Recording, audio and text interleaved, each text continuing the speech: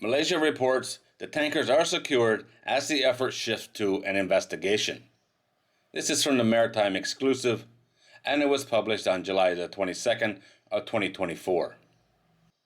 Speaking to reporters on Monday, officials with the Malaysian Maritime Enforcement Agency said their position and efforts surrounding the collision of the two tankers on Friday is now winding down, with the emphasis on the investigation into the circumstances of the accident. They have confirmed that all crew members are now safe and reported that both tankers are being secured. The Chinese tanker Series 1 was towed to a safe area on the southeastern portion of the Malaysian peninsula and north of the collision location near the eastern end of the Singapore Strait. MMEA said they had been told by the captain of the Series 1 that the 26 crew members that remained on board the ship were safe. An additional 14 members of the Series 1 crew, along with all 22 crew from the AFNA Nile, are being accommodated in Singapore. They were taken there on Friday during the evacuation efforts while the two tankers were on fire. Malaysia officials said the AFNA Nile will be towed to a similar location to facilitate the investigations. AFNA said on Saturday that the fire was out aboard the ship and salvage experts were beginning their surveys of the vessel. The ship was drifting, but the officials said it was not an hazard to navigation. AFNA told S&P Global that the vessel is secured with tugs, while the S&P reports a ship-to-ship transfer of the naphtha cargo is being planned. During the next phase of the operation, Malaysia's Department of Environment is responsible for the environmental effects. An overflight of the area around the collision was reported to show a small amount of oil.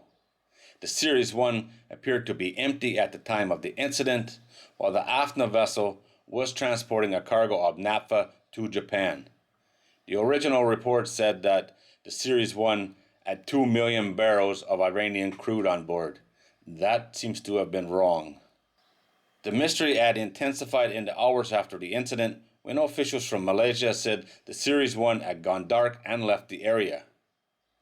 They launched a search of Malaysian waters and found the vessel shortly after 1 a.m. on Sunday. It was being towed by two tugs, and all three vessels were seized by Malaysia.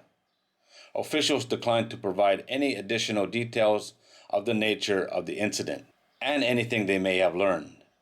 The Series 1, which is well known as a part of the Shadow Fleet, was indicating it was at anchor, but does have a history of false AIS transmissions. The AFNA product tanker was bound for Japan and transiting the strait at a speed of 14 knots at the time of the collision. Well, luckily, it doesn't look like either one of these ships are going to sink. And that's the main thing, the pollution will be under control. It looks like they're ready to transfer the product that remains on the AFNA Nile, which is the smaller of the two ships. And the big one, the big Chinese one, Series 1, is actually empty. There was a report a few hours before this one came out that they couldn't find the Series 1. She disappeared again. But as this report found, they found her. It's kind of hard to hide a ship that big, that's for sure. She's one of those giant super tankers and a little bit hard to hide. But this is an interesting story. It'd be interesting to see how this all unfolded. Why did the collision happen? But it's good to know that it looks like there's not going to be no huge environmental problem out of this anyway. And hopefully they can keep track of this giant super tanker and she don't disappear again.